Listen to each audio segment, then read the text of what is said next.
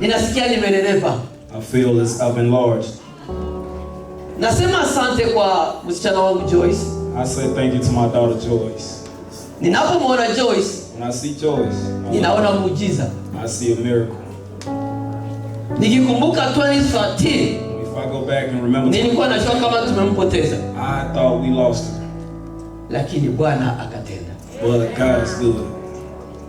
Alikuwa kwa kitanda analala mgonjwa. She was in a hospital bed, sick. Alikuwa na majeraha.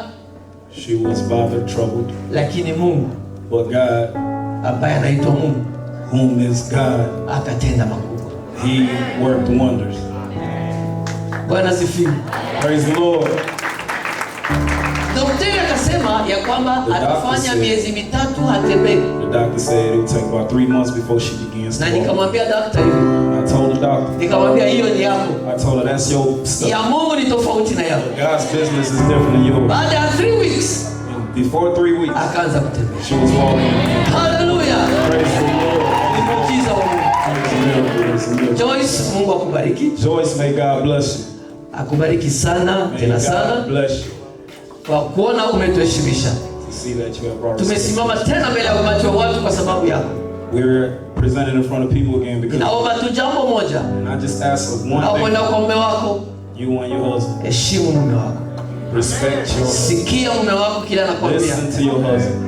Hapana argument, lakini msikilizane, mzungumze na mwelewane. Communicate. Na kule ambako naenda, sisi hatuko tena wazazi wako. We're not your parents. Wazazi wako anakuwa mzee Heri. Your parents are now na mama. Wao ndio wazazi wako.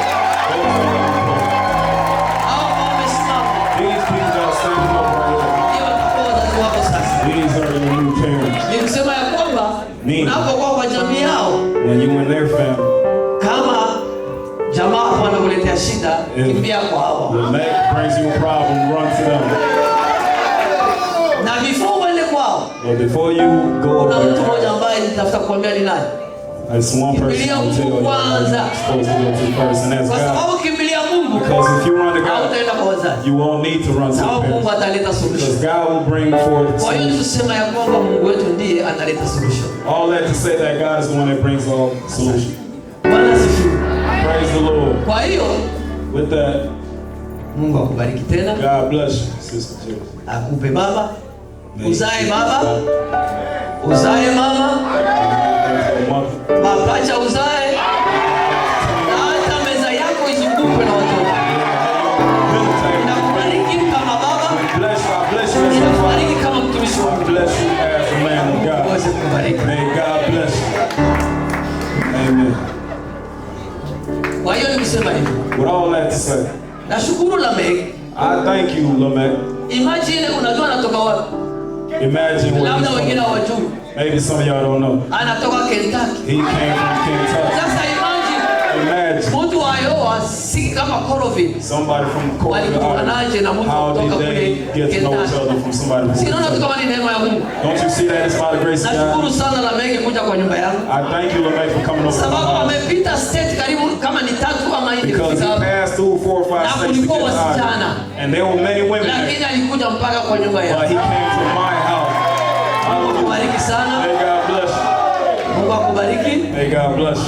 Nichungie msichana wangu. Take care of my daughter. Ni msichana ambaye anampenda Mungu. She's a person that anapenda kutumikia Mungu. She works for God. Msapotiani nyinyi wawili kwa kufanyia Mungu kazi. Support each other in the works of God. Na ninajua Mungu and I believe God will bless you. Karibu kwa familia yetu. Welcome to our family. Wewe pia unakuwa mtoto wetu wa pili. You are our child as well now. Nilikuwa na kijana mmoja.